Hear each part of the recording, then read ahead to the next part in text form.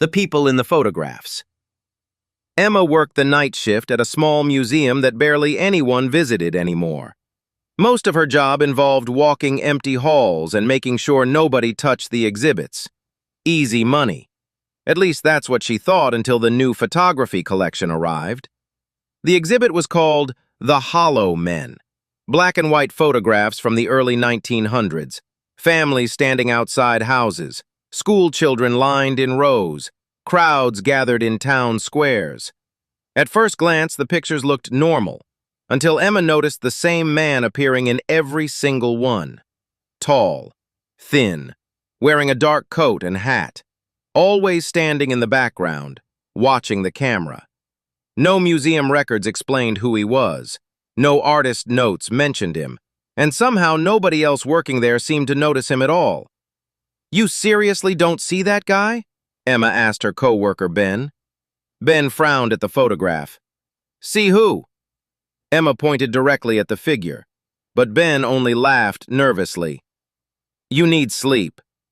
That night, while closing up the museum, Emma walked past the photography wing one final time, then stopped cold. One of the pictures had changed.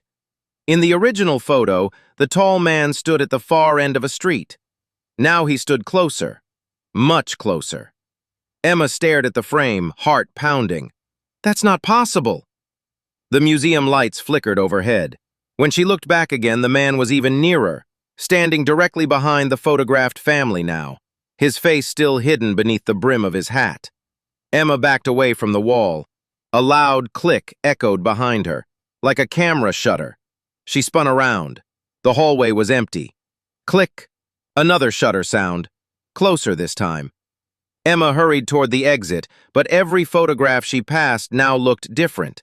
The tall man appeared in all of them, closer each time, watching her, waiting.